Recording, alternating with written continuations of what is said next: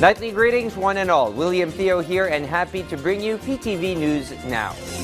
And kicking off our breaking stories for tonight, measures are in place to help contain oil spill off the coast of Bataan. DENR Secretary Antonio Yulo Lugzaga said the department's Environmental Management Bureau has set up the necessary measures to ascertain the extent and gravity of the spill.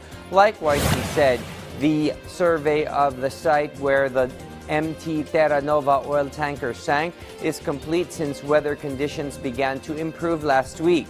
In addition, Secretary Yulo Loizaga said her office is keeping close tabs on potential disaster repercussions on ecosystems and has sought the help and cooperation from the UP Marine Science Institute, the Philippine Space Agency, and Pag-asa. Over the weekend, the President ordered the DENR to perform air and water quality tests with the Department of Health, helping out to conduct physical tests on residents living along the coast near the oil spill site.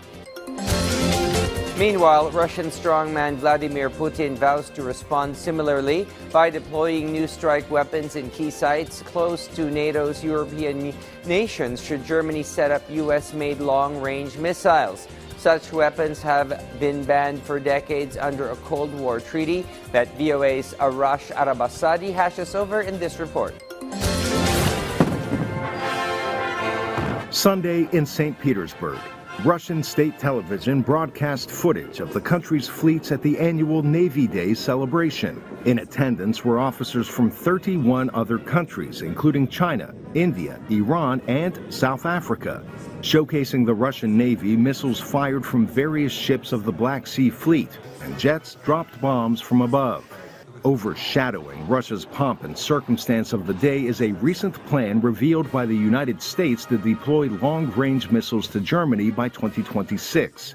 To outside observers, as well as Russian President Vladimir Putin, this may be history repeating itself. The situation recalls the events of the Cold War era. If the U.S. implements such plans, we will consider ourselves free from the previously imposed one-sided moratorium on the deployment of medium and shorter-range strike systems. We will take mirror measures for their deployment. In a recent joint statement from the White House, U.S. and German officials said exercising advanced capabilities would demonstrate a commitment to NATO and its contributions to European integrated deterrence.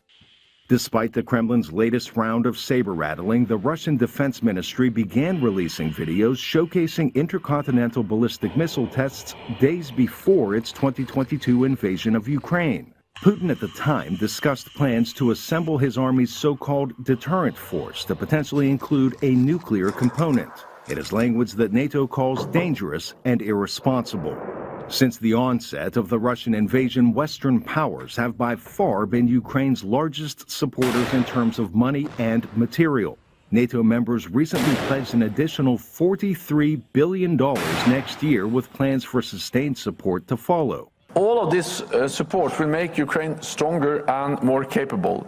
In fact, everything we are doing, the command, the pledge, more military aid, more security agreements, and improved interoperability put in place the foundations for Ukraine to prevail. While St. Petersburg seemed pleased by its military display, experts worry the readiness of both Russia and the U.S. to deploy intermediate-range weapons could spark a new arms race. Arash Arabasadi, VOA News. At this moment, let's turn to my colleague in PTV's Baguio City studios for what's hot in the Cordilleras right now. Audrey Villena. Imbag rabi Pilipinas, itibaet ti epekto ti Bagyo Akarina kan habagat, naglukat amin dagiti para publika of pagadalan iti Cordillera itanga aldaw. Pakabukla na 2081 dagiti pagadalan iti Cordillera. Nasurok 1,800 dagiti para publika o pagadalan. Nasurok 200 dagiti pribado kan 5 iti state universities and colleges kan local universities and colleges. Nagyaman ti Department of Education Cordillera kadagiti stakeholder at imulong iti panakipatungpal ti Brigada Eskwela para iti natalged a panagsubli ti klase. Agsuksukimat mo dagiti DepEd officials kadagiti pagadalan tapno makita dagiti kasapulan na matarimaan kan mapasayat iti panagrugi ti baro nga school year. Kabayatan na, agarup 8% wenno 231 a para publiko a pagadalan iti Region 1, iti sanpay ang nakasaganaan ng lukat itanga aldaw. Apektado ti 157 na pagadalan iti Ilocos Sur, 61 iti La Union, 5 iti Dagupan, 7 iti Pangasinan, kan may isa nga eskwelahan iti Lawag City. Ti sabali pay adamag kagidan tinaingat a kampanya ti pulisya kontra iti kriminalidad, impanakal ti Apayao Police Provincial Office ang nababati na mailislisad a krimen. Iti ngamin datos da nakailisada iti 21 a kaso iti umuna a semestre iti 2024 no idilig iti 22 a kaso iti napanatawan iti kapada a semestre.